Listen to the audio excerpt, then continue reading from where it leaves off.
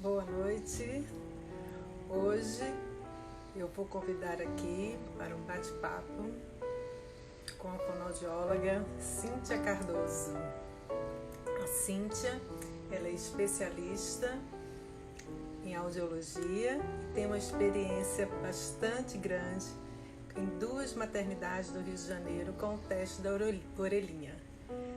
Cíntia, você já entrou, minha querida?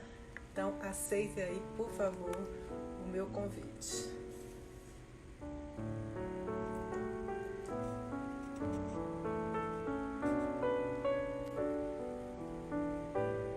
Agora vai, Cíntia. Agora. Esperando aqui pela entrada da Cíntia. E agora? Adeus, Agora chegou! Que bom! Seja bem-vinda! Tentando apoiar aqui para não cair. Cris acabou de entrar. Oi, Cris! Ó, coração para todo mundo aí no Brasil, cheio de saudades. Cíntia, querida, um maior prazer tê-la aqui hoje. Um dia muito especial para você, né? Cheio de emoção. Um dia muito diferente, muito emocionante. Eu fico muito honrada de estar fazendo esse bate-papo com você sobre o teste da orelhinha. Eu acompanhei na década de 90 todo o processo, né, de evolução, de aceitação desse teste nas maternidades do Rio de Janeiro. Quem levantava essa bandeira em São Paulo era uma fonoaudióloga chamada Mônica Chap e a nossa querida Cris, aí no Rio de Janeiro, junto com o Dr. João Teles. Lá atrás, há tantos anos atrás, né, implantaram o teste da orelhinha, o programa, né, na Casa de Saúde São José. E hoje eu fiz o meu último exame, depois de 21 anos, né? 21 anos de muita luta, de muito aprendizado. Como a Cristina costuma falar, né? O sonho não acabou, mas um dia de muita emoção.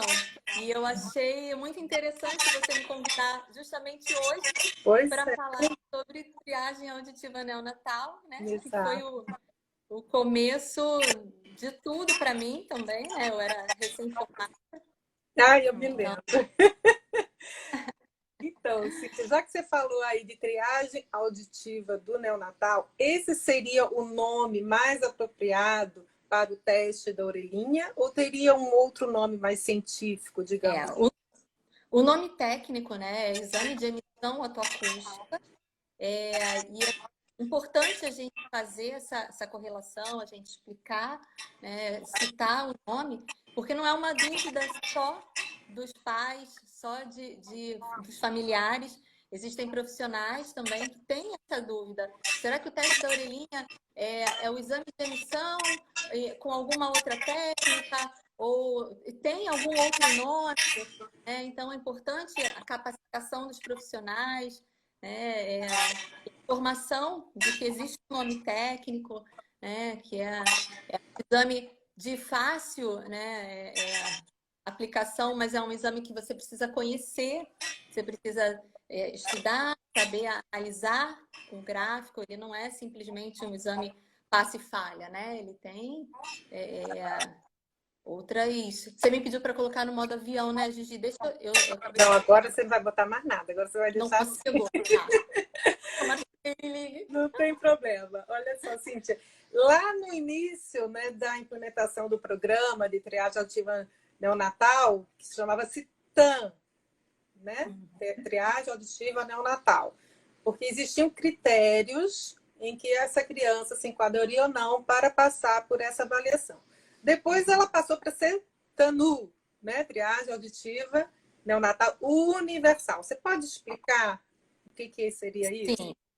Na década de 90, a gente avaliava, né, as crianças de risco, ou seja, crianças com histórico de citomegalo, rubéola gestacional, né, com fatores que pudessem causar perda auditiva.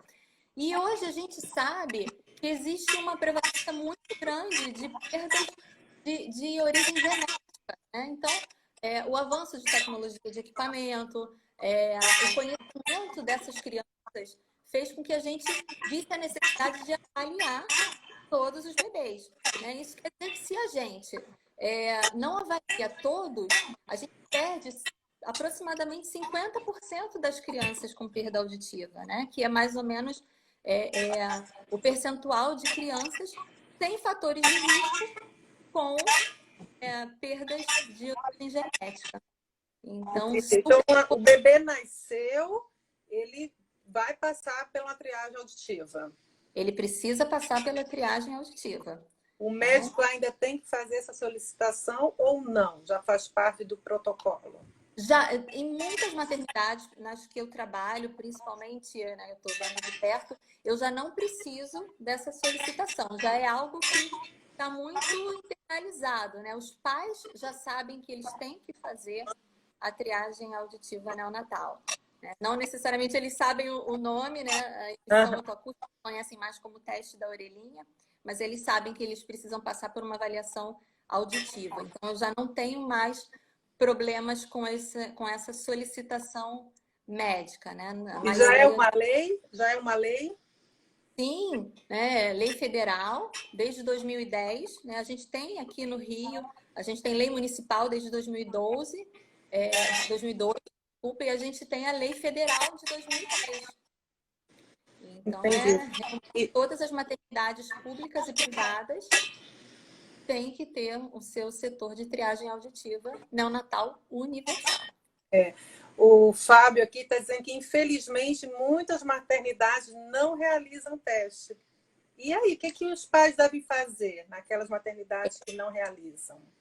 A gente orienta, né? Eu recebo muita ligação de pais no primeiro mês de vida que não conseguiram fazer nas maternidades e a gente absorve em consultório essas crianças que não fizeram nas maternidades. Crianças também que nascem em casa, né? Existem alguns casos, né? Cada vez mais aqui a gente tem visto crianças sim.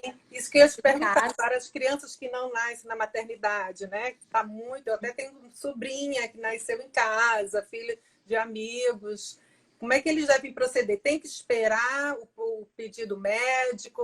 Qual é o período melhor para ir fazer no consultório? Teve alta, a partir das 48 horas, precisa fazer. Né? O ideal é que a gente faça a avaliação durante o primeiro mês de vida. Né? A gente tem que identificar a perda auditiva no primeiro mês de vida. Então, a orientação é essa. Saiu da maternidade, teve alta, assim que ela puder procurar o serviço especializado em fazer o teste da orelha. Então, Cícera, explica para a gente assim, por que é tão importante até um mês de vida a gente está detectando essa perda auditiva, né? Quais são os outros exames da criança que falhou? 48 horas de nascimento, ela não passou nessa provinha, né?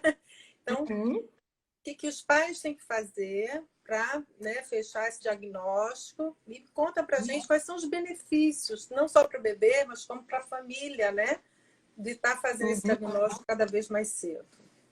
Sim, o desenvolvimento auditivo, né, ele segue algumas etapas graduais de complexidade, né? Então, isso começa na vida intrauterina e vai até a adolescência. Então, uma criança, ela para desenvolver linguagem, desenvolver fala, ela precisa ser capaz de identificar som, né? Detectar, localizar.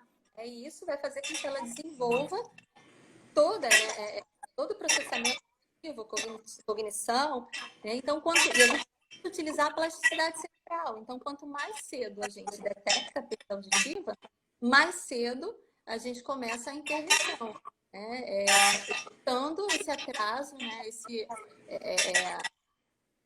A criança fica com um déficit funcional, né, muito grande se você não detectar isso precocemente e começar o processo de diagnóstico e intervenção o mais rápido possível. Explica um pouquinho como é que é o exame da emissão otoacústica. Como é que o bebê tem que estar dormindo, tem que estar mamando? O que é colocado na orelhinha? O que ele ouve? Conta um pouquinho, porque tem muita gente aqui na live que não é fonoaudióloga.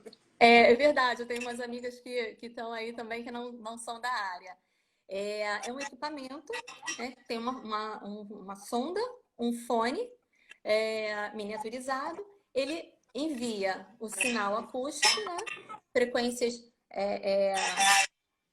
médias, agudas, E esses sons, eles caminham pelo sistema auditivo periférico, eles chegam nas células auditivas e eles captam a resposta delas. O ideal é que o bebê esteja dormindo ou quietinho, né, para a gente poder pegar uma resposta mais clara, mais confiável dessa audição. Não dói, não incomoda, super tranquilo. Não precisa de anestesia, né? Não precisa de anestesia. Aliás, a Cristina, que está aí na live, a gente tem feito até beta anestesia em criança bem pequenininha. Show! Esse criança, é o ideal, né? Nem criança nem tão pequena assim, crianças de 3, 4 anos, 5. Essa semana teve uma criança lá no consultório de 5 anos fazendo beta sem Então, já que anestesia. você falou do Bera, o Bera ele também pode ser usado, né, nessa triagem auditiva neonatal. Não é isso? Agora explica qual a diferença do Bera para o teste da orelhinha. O Bera ele verifica uma outra parte do sistema auditivo, né? Então, a gente, quando tem criança com fatores de risco, precisa avaliar também a parte retrococlear. E é aí que entra o Bera. O Bera ele vai fazer parte da avaliação dos fatores de risco, crianças que falham no reteste, né? Ele vai ajudar no diagnóstico. Cíntia, você com certeza já teve que dar notícia de algumas crianças que falharam, né? Então, o Fábio está aqui falando. Como explicar de uma forma que não assuste aos pais quando o bebê não passa no teste, né? Que nem sempre significa que ele tem uma perda auditiva. Exatamente. Então, é super importante. A gente costuma explicar, na maternidade, por exemplo, a gente costuma explicar antes de começar a avaliação, né? Que existe algo chamado vernix, que fica no conduto por um tempo. Então, é possível que a criança precise retestar, porque aquele vernix, ele fica na frente, né? Fica no caminho, na passagem do som. Então, não necessariamente naquele momento existe uma patologia, e aí a gente caminha, né, para o reteste em 15 dias. E existe você vai aprendendo, né, a psicologia de como lidar com os pais. Você precisa ser fonoaudiólogo e você precisa ter também uma capacidade de acolher, ser clara nas suas explicações. Você tem que explicar para os pais que existindo uma perda auditiva neurosensorial, severa, profunda, lateral, que é o maior medo, né, de todo mundo, já existe muito a ser feito, né? Então, ele com um audiologista experiente, com um fonoaudiólogo com experiência em audiologia infantil, com uma equipe, né? O diagnóstico ele não é só do fonoaudiólogo, não é só a otoemissão e o Bera, ele passa por uma equipe grande, né? Ele precisa de um otorrino pediátrico, vai precisar de um médico para fazer solicitação de outros exames, os exames de laboratório para verificar a presença, né, se é genético, se não é. Exames de imagem que vão ser importantes também para definir se é uma criança candidata a implante, se não é, né? Então, a gente tem que acolher essa família, explicar que ela tem todo o apoio e que a gente já sabe o que fazer, né? Para fazer essa criança desenvolver fala, linguagem e ter uma vida normal. É importante frisar aqui que já foi a época que nascia esse surdo e ficava fadado a não desenvolver linguagem, a não oralizar, né? Não ter uma vida normal. Já foi isso, não é mais. Já foi, né? Agora, nós temos 3 meses, criança já usando aparelhinho, né? Já está se desenvolvendo, estimulando esse cérebro, desenvolvendo as habilidades auditivas, que vão ser importantes para aprendizagem e linguagem, né? Nós temos crianças implantadas, né? As primeiras que a gente implantou aqui, né? Encaminhou aqui, e é vida normal, é desenvolvimento normal, são adolescentes, alguns adolescentes já com vida absolutamente normal. Isso é lindo de ver, vale a pena toda a luta, né, que foi. Imagina. A Daniela está dizendo aqui, ó, minha filha foi diagnosticada com perda auditiva aos 3 anos de idade na época. Isso tem mais de 30 anos, tá? E ela diz que acredita que perdeu muito tempo. Porque no caso dela, que eu conheço bem, porque é minha sobrinha, ela tinha uma rampa de esqui. Quer dizer, ela tinha, não, ela tem, né? A perda dela em rampa de esqui. Então, isso Foi atrapalhou muito. difícil, né? Eu já estudava fonoaudiologia quando ela foi diagnosticada. Então, isso atrapalhava muito, porque ela tinha... Ela ouve, né? Ela ouve, entendeu? Mas, assim, a dela começa em moderada e vai até profunda, tá? E a gente teve, na época, era de Recife, tivemos que ir para o Rio para fazer a avaliação. A gente fez eletrococleografia, que eu sei que é um exame que voltou a fazer. Vocês fazem esse também? A eletrocócleo? Não, né? Não, eletrocócleo. Mas é um teste assim que deixou de ser feito, porque no caso da minha sobrinha foi feito assim, né? Com agulha, né? E depois com a AIDS, esse teste foi banido, mas depois voltou a fazer, porque não precisa mais penetrar na membrana timpânica para fazer eletrocócleo, né? E aí o diagnóstico dela foi feito pelo Dr. Aziz Lasmar, da equipe do professor Cos, e ela começou a usar aparelho, mas realmente ficou um gap aí de 3 anos no período crítico do desenvolvimento da linguagem, né, que ela perdeu. E a gente nós tivemos algumas crianças chegando com 4, 5 anos, com queixa de trocas na fala, obrigatório, né? Obrigatória a triagem neonatal universal. A gente teve algumas crianças com essa perda em rampa, né? E difícil explicar para os pais que aquela criança que escuta, ela não escuta com qualidade. Então, atrasa realmente, pode atrasar realmente o diagnóstico. Demais. Cíntia, me diz uma coisa, para essas maternidades que não possuem, né, o aparelho de emissão autoacústica, ainda é possível fazer a pesquisa do reflexo auditivo com instrumentos musicais? Isso ainda é aconselhável? É possível, né? Mas a gente precisa complementar. Né? A gente precisa fazer o follow-up, precisa acompanhar. O ideal é que você faça, né? Se você não tem outra opção, é melhor você fazer a avaliação comportamental, né? Do que não avaliar. Mas o ideal é que você tenha um método objetivo, para você ter ideia de como estão frequências mais agudas, né? Não no espectro, mas alguma resposta mais fina, né? De frequências, né? Mesmo a alta emissão, mesmo a gente usando o clique, né? Que é um espectro de frequência, ele é um exame que te dá uma resposta melhor do que a... Na verdade, todos esses métodos eles são complementares, né? Então a gente precisa fazer a comportamental, a alta emissão, né? No caso da tua sobrinha, né? Que você falou agora. Se ela fazendo a alta emissão, por exemplo, ela ia falhar na alta emissão, né? E para você adaptar um aparelho auditivo, você precisa de outras respostas, né? Ela tem uma comportamental normal, então você sabe que ela tem algumas frequências que são melhores, né? Então isso é muito importante para você fazer a protetização. Então os métodos são complementares. O ideal é que você faça.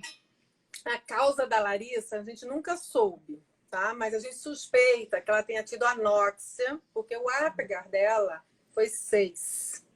Tá? No primeiro minuto. No primeiro, No segundo eu já não lembro. Foi a única coisa assim que saiu, né? Vamos dizer, que a gente esperava que fosse acontecer, ganhar um 9, um 10, né? Então, explica um pouquinho aqui para o pessoal o que é uma anóxia, por que ela pode causar deficiência auditiva, tá? Falta oxigênio, né? Quando a criança faz um Apgar baixo, pode ser uma falta de oxigênio, na oxigenação na hora do parto. Isso pode causar uma lesão nas células e causar uma perda neurosensorial. E, mais uma vez, a importância aí de você ter, né, a auditiva disponível. No caso dela, o BEA. Infelizmente, naquela época, a gente não tinha esse olhar ainda, né? Para deficiência auditiva. Acho que nem o teste de pezinho, acho que fazia naquela época. Né? Não, com quantos anos? Ela está com 35, eu acho. Não. Ainda não tinha isso. Agora, a Cris falou aqui, a gente faz o teste da orelhinha ao nascimento e depois não faz mais nada, só lá quando vai para a alfabetização fazer audiometria? Não, imagina, a gente faz a reavaliação aos 9 meses, a gente tem que fazer, tem que colocar no acompanhamento, tem o monitoramento audiológico, tem crianças com queixa de alergia respiratória, alergia alimentar, né? A gente tem a Cristina, acabou fazendo nutrição. É mesmo? Ela terminou nutrição agora para poder ajudar os pacientes com uma queixa muito grande de otite de repetição. Tem muita relação. Então, a gente precisa acompanhar as crianças, principalmente com essas queixas de alergia. As perdas condutivas, elas são muito comuns. E essas perdas condutivas, elas causam atraso na fala, linguagem, podem causar alteração de processamento auditivo, né? Ô, Cíntia, e se a criança tiver algum problema na condução desse som, né, até lá as células responsáveis pela detecção do som, a emissão autoacústica vai ser ausente, é isso? A gente está falando aqui de emissão autoacústica para triagem auditiva neonatal, né? Mas a emissão autoacústica, ela tem outra aplicabilidade também. Você pode utilizar a emissão autoacústica, por exemplo, para confirmar uma perda condutiva. Ela é muito sensível a alterações condutivas. Às vezes a gente faz a impedanciometria, existe a clínica, existe a queixa, a audiometria está normal, a impedanciometria está normal e a gente consegue identificar uma alteração condutiva pela emissão acústica. Então, o Fábio está falando aqui que ele, muito fonoaudiólogo, né, só utiliza para fazer em bebês, mas ela tem uma aplicabilidade mais ampla, né? Não é só para bebês. Não, ela é super útil, muito útil, ela é muito sensível a alterações condutivas. A gente usa muito na nossa clínica. Querida, fala aqui para mim, a gente tem 5 minutinhos ainda, que daqui a pouco eu Aline. Que boa. Me diz uma coisa, como é que está sendo, né? Como é que foi, né? Porque hoje, na pandemia, as mães foram para a maternidade, teu neném, como é que foi avaliar? Houve alguma mudança nos procedimentos? Como é que foi isso para vocês? A recomendação foi que a gente continuasse, né? Saiu o Comusa de 2020, ele fez uma nota técnica, né, em tempo de pandemia. A gente continuou a avaliar as crianças, é importantíssimo continuar avaliando, a gente não pode perder tempo nesse caso. Foi difícil, está sendo difícil ainda. A gente tem medo, né, lógico, do desconhecido e ao mesmo tempo a gente tem o dever, a gente tem a felicidade de poder exercer o que a gente escolheu, né, ajudar aquela família. E foi difícil porque tudo mudou, né? A gente precisava entrar num local lacrado, entre aspas, né? Com uma roupa totalmente diferente do que a gente usa no dia a dia, macacão, face shield, máscara, óculos, touca, um monte de coisa diferente. A gente precisava embalar o equipamento totalmente, então era difícil de você olhar o equipamento, difícil de você se movimentar com tanta coisa em cima e, ao mesmo tempo, a gente precisava ser humano, eficiente no que estava fazendo, dar um apoio para aquela família. Deveria estar num momento muito feliz, né, no nascimento de uma criança, e está enfrentando uma patologia desconhecida, nova, isolados de todo mundo, preso num prédio especial, fechado para pacientes de Covid, né? Então, nós não paramos, mas não foi fácil. Ô, Cíntia, algum bebê infectado? Não, vimos um bebê infectado, mas a gente não acredita que ele tenha nascido infectado, né? Desses muitos casos que eu atendi das mães com Covid, apenas um precisou de reinternação em UTI, mas ele foi para casa, a família toda estava positiva para Covid, ele tinha uma irmãzinha pequena que deve ter ficado muito, né, em cima, então a gente não sabe o porquê, se foi realmente por conta do Covid, ou se ele tinha alguma outra alteração que levou à internação por bronquiolite, ou se foi o Covid que agravou. Mas nós não tivemos... Toda criança que vai para o UTI, o CTI, porque tem estado que fala CTI, ela deve passar pelo teste da orelhinha? Sim, toda criança que vai para a UTI, ela passa pelo... Dependendo do tempo que ela fica na UTI, ela passa pelo teste da orelhinha e ela passa pelo PERA também. E ela entra no follow-up, a gente vai acompanhar essa criança. Dependendo do fator de risco, a gente vai acompanhar até por muito tempo, né? O citomegalo, por exemplo, é uma patologia que às vezes a criança nem vai para a UTI, mas precisa ser monitorada. A gente monitorava até 2 anos, agora a que monitora até os 6, né? Progressivas. Então, faz todas as avaliações, faz função, faz BERA e no follow-up. Acompanhado. Outra coisa que eu tenho assistido às lives da galera que faz audiometria, né? A questão de envolver o fone para fazer audiometria. Na emissão da acústica, há essa possibilidade também ou não? O fone, como é que vai ser para colocar na orelha? Eu encapo o equipamento com aquele plástico filme que chama, né? Eu encapo ele inteiro. Isso eu já até utilizava na UTI, esse tipo de técnica, por conta de colonização por outras bactérias, né? Então, a gente já fazia esse tipo de proteção no equipamento. E esse filme, ele vai até a pontinha do filtro da outra emissão. E aí, por cima do plástico, vem a sondinha que a gente descarta depois.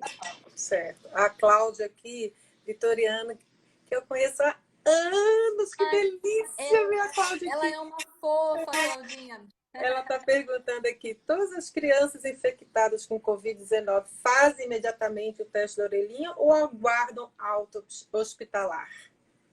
A gente faz o teste na maternidade. Né? A gente mesmo estando com Covid? Mesmo as crianças com Covid. A gente não chegou a testar as crianças, né? O que a gente sabia na maternidade é que a mãe, e normalmente mãe e pai, estavam positivos, né? E aí a criança testava depois, num outro momento. Então, a gente já fazia sem saber, com todos os cuidados, porque os pais estavam positivos, mas sem saber se aquela criança era positiva ou não. E a gente, desses todos que eu testei, uma única criança testou positivo, mas ela foi para casa e ela voltou para reinternar. Mas a gente testa criança antes da alta, a própria maternidade. Super profissionais, como diz Cristina, armadas para a batalha de astronautas, mas fazendo um trabalho maravilhoso. Meus parabéns, Cíntia, pela sua coragem, dedicação, tá? Ó, super coração, por esse todo de dedicação da maternidade São José, sabe? Assim, uma bênção ter tido vocês lá, avaliando aquelas crianças, lutando pela nossa profissão, dando estágio para os alunos, não é? Foi muito legal, viu? Dever cumprido, hein? Foi. Parabéns. Dever cumprido, é isso aí. Foi uma fase de... Não é com você, é de tristeza, tem 1 minuto para se despedir aí da galera. Muito obrigada pelo seu convite. Eu amei estrear live, foi a minha primeira. Espero que a gente faça outras. Gostei muito do dia que você escolheu, né? Uma felicidade, num dia de muita emoção. Então, agradecer pelo seu convite muito delicado, muito gentil. Estava com saudade de você, a gente não se via há tanto tempo, né? A gente se fala pela rede social, mas assim, a gente não nem mesmo por tela. Então, muito obrigada. Obrigada aos amigos aí que acompanharam a gente. E obrigada, um beijo grande. Agora eu vou chamar a sua colega, Aline Afonso. Tá bom? Beijo. Maravilhosa. Beijo. Beijo, querida. Gente, agora eu vou chamar a Aline Afonso, fonoaudióloga, queridíssima, especialista no teste da linguinha. Vamos sair da orelhinha para a linguinha dos nossos pequeninos, fofuchos, corações para eles hoje, gente. Entra aí, querida Aline. Ela já está aceitando aqui nosso convite. A Aline também trabalhava lá na Casa de Saúde São José. Ela fazia parte da equipe Comunicare. Oi, Aline, obrigada. Olá, entrei. Muito obrigada por ter aceitado. Foi uma delícia o papo com a Cíntia sobre o nosso teste da orelhinha. Agora vamos falar do teste da linguinha. Fala um pouco sobre você, sobre o seu trabalho na São José, que também hoje, né, fez o seu encerramento. Muito orgulho, né, de o Brasil ser o primeiro país de ter uma lei para o teste da linguinha. Né? Então, conta um pouco do seu trabalho aí no Rio de Janeiro, Aline, por favor. Boa noite, Gigi. Muito obrigada, tá, por essa oportunidade. Agradeço também a Comunicare e a Cláudia, né, por ter também proporcionado, né, esse encontro. Também é minha primeira live. Ai, que bom! Agradeço muito. Realmente é um trabalho que hoje teve um fim, né? Mas foi um final feliz, no sentido que a gente cumpriu o nosso compromisso, né? A Casa de Saúde São José, que acolheu esta equipe e ainda acolhe a equipe da Comunicare e vai continuar o seu trabalho de excelência com os atendimentos dos adultos, né? E a maternidade, a UTI NEO, elas se fixaram os partos, toda essa questão dos testes, então estão sendo finalizados hoje. Mas foi com muita alegria também. Foram 5 anos com muito trabalho e com muita dedicação. Então, conta pra gente aqui, como é que é o teste da linguinha? Tem um nome, como a gente tem o teste da orelhinha, o nome, vamos dizer assim, do marketing, né? E a gente tem um nome oficial, que é a triagem auditiva neonatal universal. O teste da linguinha também tem um nome mais científico, digamos assim? Isso. O teste é o teste do freno lingual. Né? Na verdade, por isso que colocaram algumas pessoas assim meio que colocaram para ter um melhor entendimento, né? Porque o que é freno lingual? Onde é que fica essa parte? Onde é que ela, né? Então, freio lingual também é muito feio, né? Mas as pessoas preferem mais utilizar o freio lingual do que o freno lingual. Com né? certeza. Então, é um teste,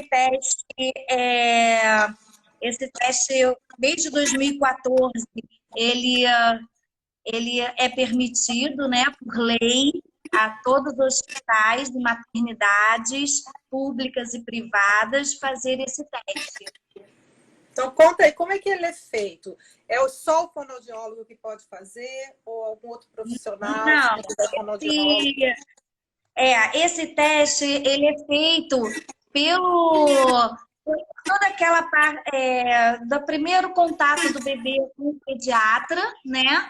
Mas para o teste da linguinha, ele é um teste feito por profissionais de saúde qualificados, né? Então, isso é o pediatra, uma enfermagem que lida diretamente com a UTI neonatal e tenha feito o curso, né, do teste da linguinha, de como avaliar, e o próprio fonoaudiólogo também tenha feito esse curso, né, que é o curso que é ministrado pela Roberta Martinelli, que é a fonoaudióloga que fez todo o protocolo, a triagem do protocolo do teste da linguinha. Esse protocolo, ele é em nível nacional para todas as maternidades do Brasil, seja ela pública ou privada? Sim, ele é. Ele que tem que ser adotado, né, nas maternidades, né, tanto... Em que momento deve ser feito? Assim, logo após o nascimento, 12 horas, 48? Porque o teste da orelhinha, a gente sabe que o ideal é após 24 horas, né, antes da alta hospitalar. E o da linguinha, tem alguma recomendação? Então, como é que a gente fazia até mesmo na São José? 24 a 48 horas de nascimento, né? A gente fazia, todos os bebês passavam pelo teste da linguinha, né? Tanto da UTI neonatal quanto da maternidade. Então, os bebês nasciam e a gente esperava esse período, né, de 24 a 48 horas e íamos realizar o teste da linguinha, que ele é feito com a elevação da língua, porque o primeiro teste, na verdade, é uma triagem, né? A gente não aplica diretamente o protocolo no primeiro momento. É apenas uma triagem que é feita, que a gente faz a avaliação anatomofuncional dessa estrutura. Então, a gente vê a anatomia dessa estrutura e a gente vê a função desta língua no ato da sucção, no ato da amamentação, que é o primeiro contato que o bebê vai ter para colocar em função os movimentos de língua. Então, já que você falou sobre isso, Aline, fala para a gente assim, quais são os objetivos principais desse teste, né? E a Cláudia está perguntando aqui, qual é o tempo de aplicação? É rápido, como o da orelhinha?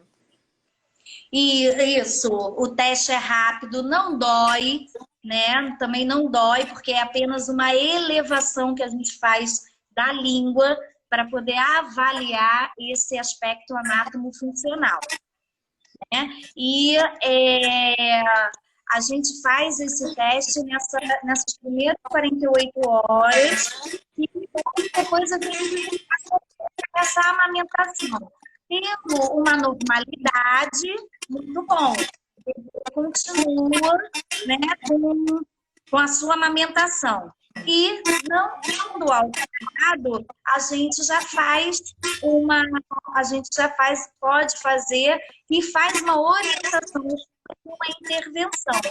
E o teste é importante para esse primeiro período, né, do contato com o bebê com o seio materno. Né? Muitas vezes o bebê, ele está dentro da barriga, ele não sabe o que está acontecendo e nem o que ele vai fazer. Né? É um aprendizado. Então, a importância desse teste é justamente reconhecer essa questão mesmo da sucção, reconhecer essa importância para que o bebê possa continuar dando seguimento à sua alimentação, ao desenvolvimento, né, materno, né, que é importante, do aleitamento e também para evitar o desvio de precoce, né? Que muitas vezes a gente sabe que tem alguns bebês que acabam fazendo desmame precoce devido a alguma alteração nessa estrutura. Ô, Aline, o que seria assim, uma criança que falhasse no teste da linguinha? Como que seria essa língua dessa criança? Ou seja, o freno, né? Isso. O freio de língua dela seria um freio anteriorizado ou uma estrutura, esse freio de língua bem na pontinha da língua, que é o que a gente chama de anquiloglossia. Então, esse freio bem curtinho também vai dar essa alteração. Ele vai limitar, né, os movimentos da língua, principalmente quando o bebê vai pegar. Quando o bebê vai ao encontro do primeiro contato, ele tem que fazer esse primeiro contato e ele faz justamente posicionando essa língua. Então, com o freno, que ele está com uma parte, né, que é bem... A ponta da língua está aqui, o frênulo está aqui, ele já tem uma limitação. E com isso, uma limitação na musculatura. Tanto que a gente vê não só vê a postura em relaxamento do bebê, como também em choro, em posição de choro. Né? Então, o bebê que tem um choro ou uma posição de língua, um choro com a língua baixa, né? Ou com a língua muito elevada. E aí a gente tem a característica da anquiloglossia, que é a língua em coração. Né? Em formato de coração, quando o bebê chora e ele eleva e ele não consegue elevar muito a ponta da língua dele. Ô, Aline, e é importante avaliar se existem casos, né? Minha irmã perguntou aqui, é a língua presa? Isso, é a famosa... Sim, é a famosa língua presa. Então, é a famosa língua presa. Se na família, se nos parentes mais próximos, se tem casos de pessoas com língua presa, né, com problemas de fala, porque provavelmente esse freio alterado lá na frente vai dar alteração na fala também, né? Sim, ele não vai dar só alteração na fala, como a gente tem aí uma questão da introdução alimentar, né? O bebê que vai ter o seu primeiro contato com uma consistência de alimento, principalmente pela mastigação, né? Então, esse movimento de língua, ele vai ficar bem restrito.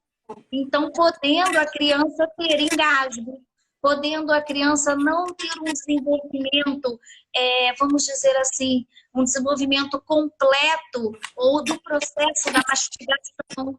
Né? Então, é a famosa também aquelas crianças que pegam a carne, né? Mastiga, mastiga, mastiga a carne, né? Tira o suco da carne e joga aquela parte da carne fora. Né? Então, as crianças podem ter essa dificuldade devido a uma alteração de termo lingual, até chegar à fala. Mas até chegar à fala, a gente tem antes. Por isso da importância a avaliação ser nesses primeiros 48 horas do período, né? Porque aí a gente aplica a triagem. Um mês, que a criança já está de 15 a 20 dias, a criança já está adaptada em seio materno. Então, depois de um mês, é feito o reteste, onde é feito a viabilidade de estar interferindo ou não. Na verdade, já é feito isso, essa interferência, desde a maternidade, né? Visto isso desde a maternidade.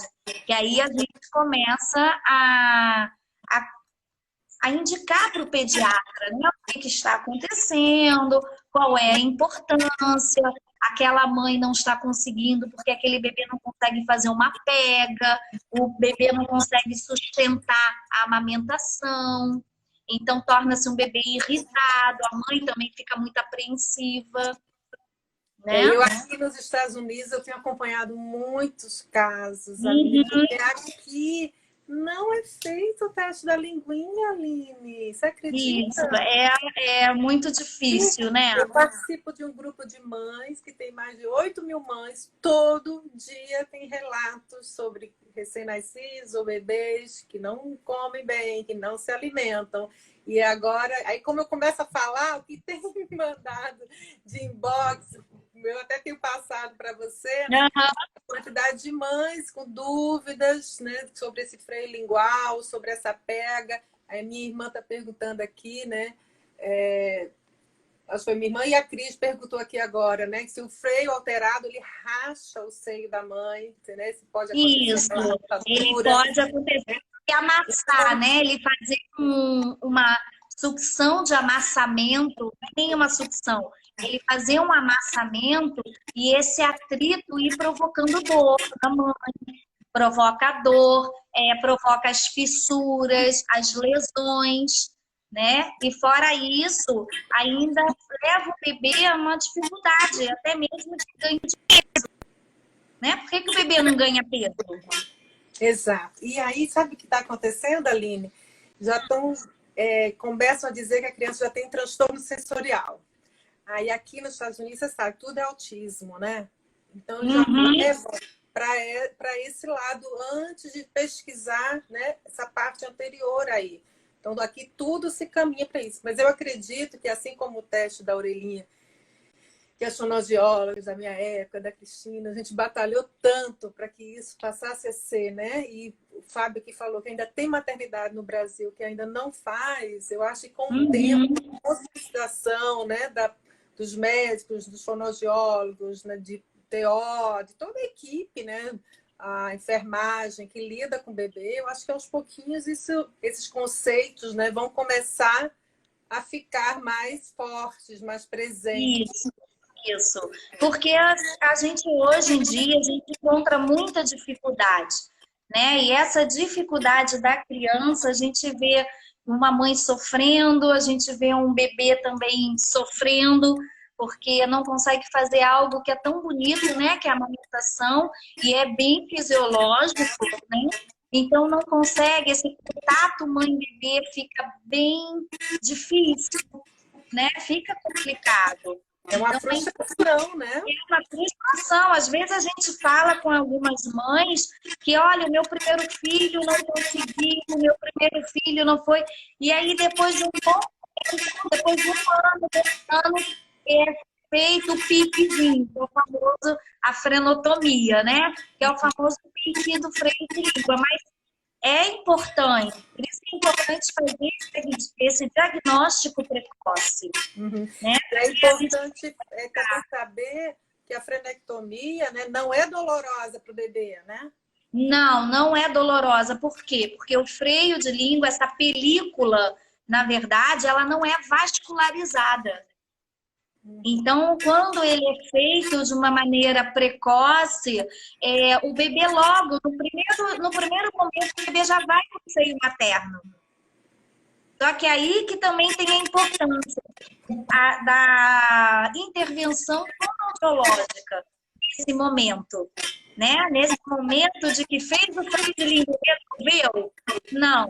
Fez o freio de língua, fez o piquezinho do freio de língua, e aí tem que ter um profissional de intervenção fonoaudiológica importante para poder, ou mais uma vez, adaptar esta pega, adaptar esta sucção, né? Fazer uma avaliação completa, que é justamente até a aplicação mesmo do protocolo, né? Para saber se está tudo indo bem.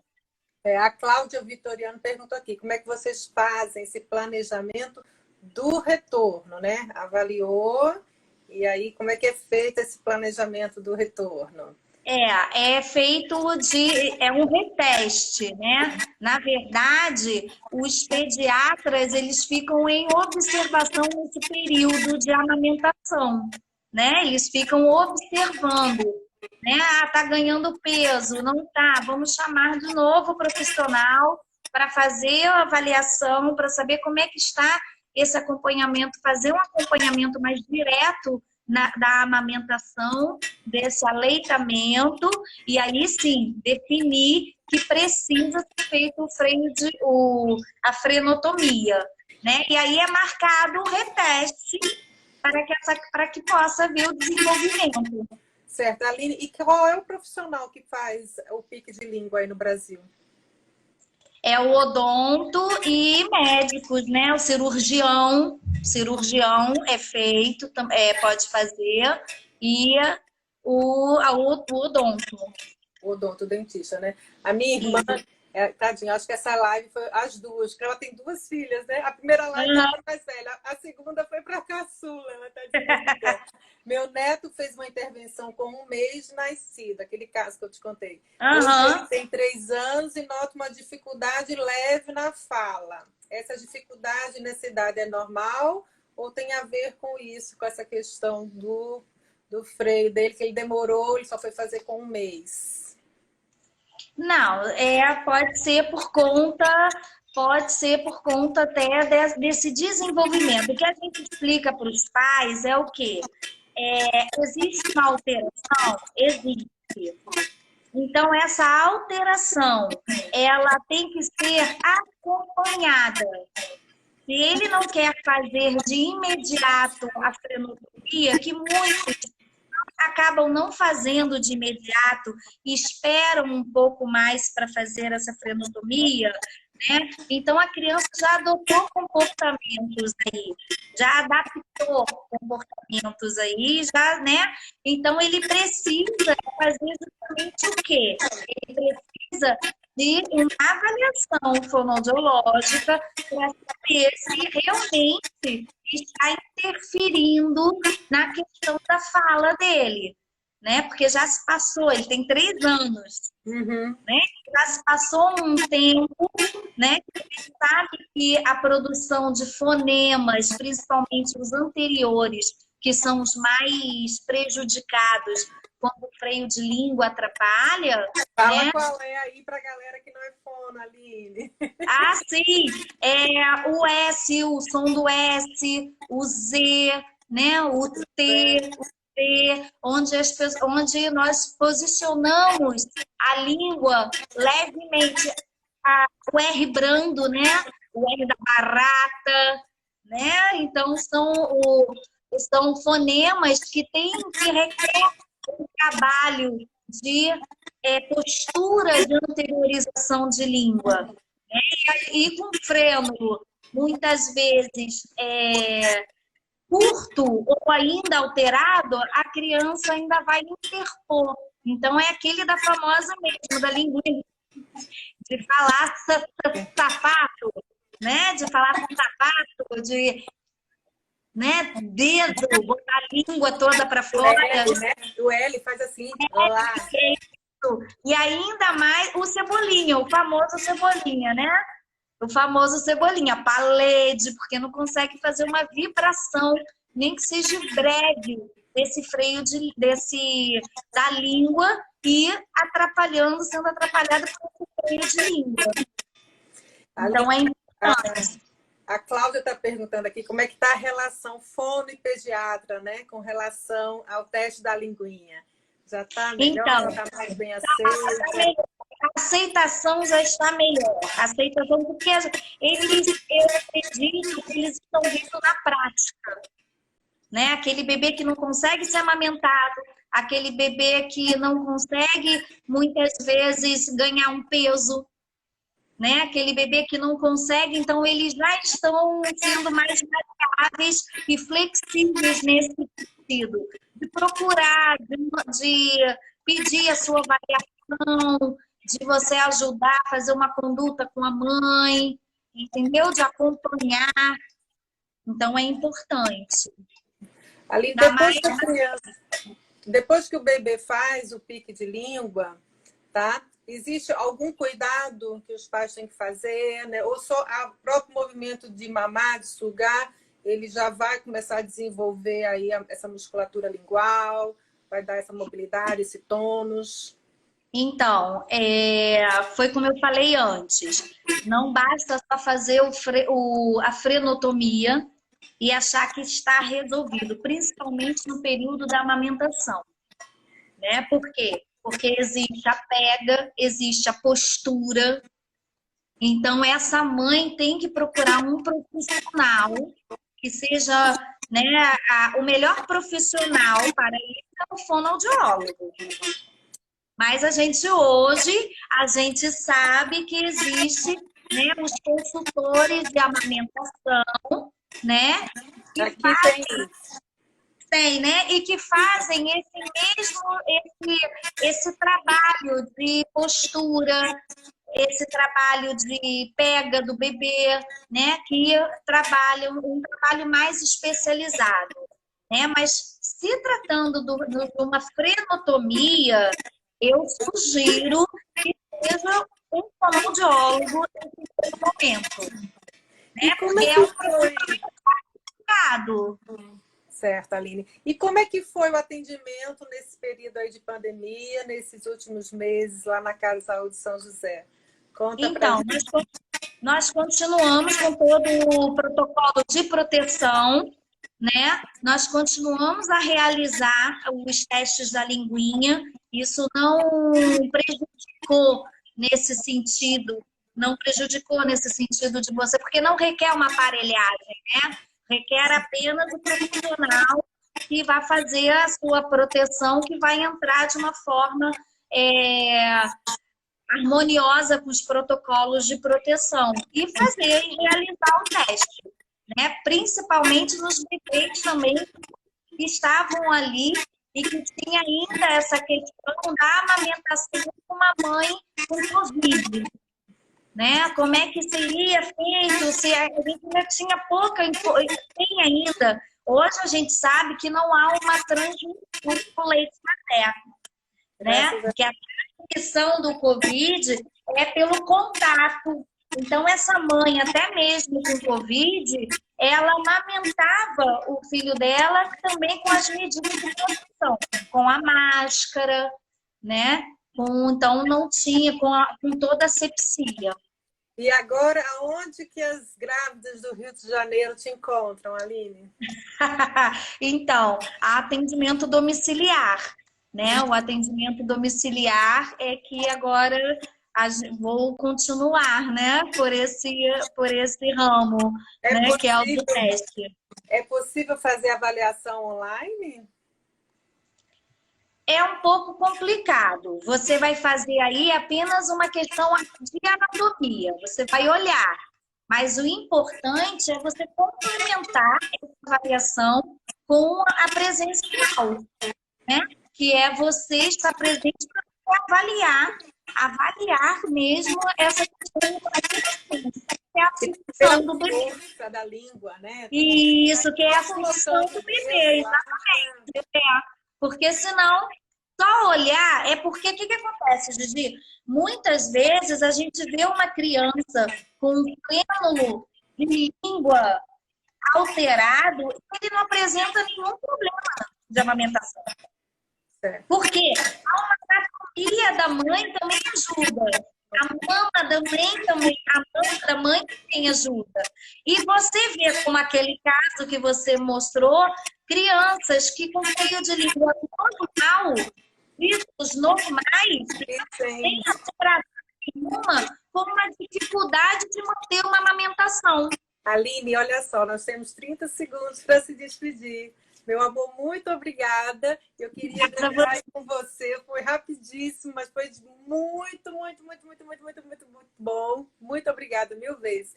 Termina aí a live com as suas palavras, querida.